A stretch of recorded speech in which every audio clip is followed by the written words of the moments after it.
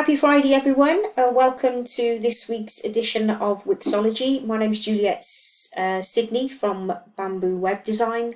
Looking forward to bringing you this week's how-to. Remember, if you're enjoying the series, then please subscribe to the YouTube channel and turn on those bell notifications so you know when there's a new how-to being launched. So we've been looking at the add panel in previous weeks, and we're now looking at lists and grids. When you hover over the list and grids, you get this panel open up and you see this phrase repeaters. These are a really useful tool. You've got some pre-designed formats, although don't let that fool you, because you literally can use one and pretty much change the look and feel of it if it's in its entirety. But the great beauty is if you've got something which literally repeats, so for example, something like a set of recipes, information like a set of properties, anything that's going to literally, you want one or more on a page, then this is a great little tool to use. You'll see there are some pre-designs, and these are just to perhaps look through and see which one you would think would be closest to what you're trying to achieve in terms of what you want to add to your page. So to scroll down here, so for example, this one is great if you've got a gym and you were perhaps looking to offer a service. You could use something like this as a starting point and then adapt it and edit it to your needs. So in actual fact, let's try this one. So again, as with everything else, we just drag and pull it out.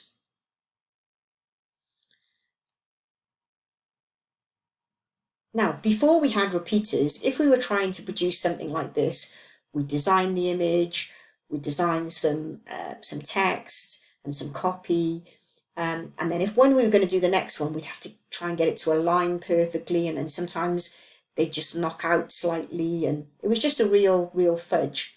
But now with these, as you'll see, once I move one item, pretty much and move it all. So if I decided all of a sudden I wanted to justify this to the center,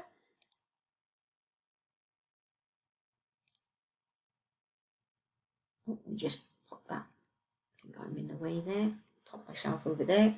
If I decided to the center, then everything moves to the center. So again, it's a much quicker. If I wasn't using a repeater, then I'd have to do this individually for each item, and I would have had to design each item individually. I can swap in images in and out. So in this instance, if I want to change an image, not that this one is particularly relevant, so let's try and see if we can find a gym one. Gym, there we are. So I decide I want perhaps this one. I can drop that in and pull that in. So you can see that so there's a certain amount of independence. Obviously the text is independent, the images are independent, but how they move and perform on the page is constant.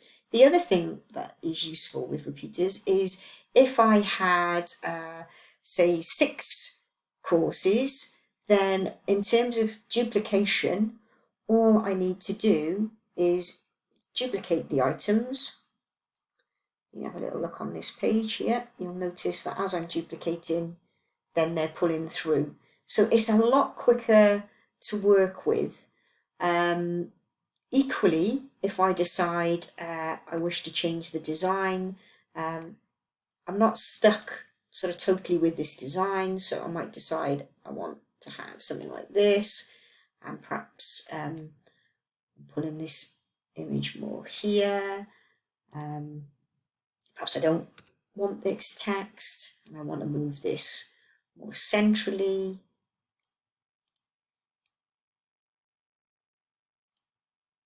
So really you're only limited by what your might decide I don't want these. And you'll notice, just pull this up, you'll notice now I've got 4, my 6 are the same. Again, if I decide that I don't want 2 of them, I can click on Manage Items, and I can delete the ones that you'll see. Whichever one I hover on is the one that I'm deleting, or the one that I'm about to perform an action on. So if I would, perhaps I don't want that one, and whoops.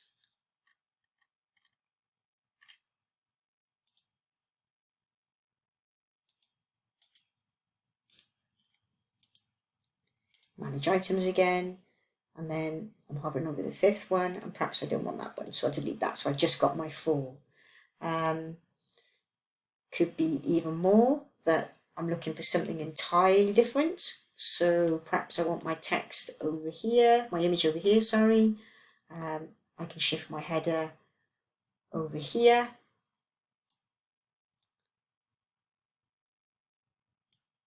Now perhaps I want this heading sort of longer. Pull that up.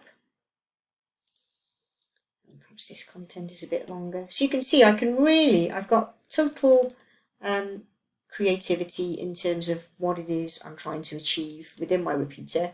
It's just how the tool works. The other great thing about repeaters is that you can use them with database collections. So it's possible for this information to be pulled from a database, which again we'll probably cover in future episodes.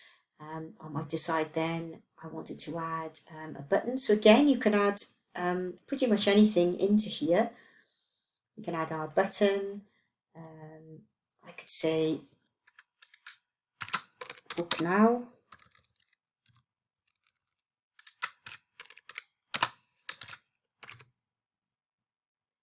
And I could link that up to a booking section.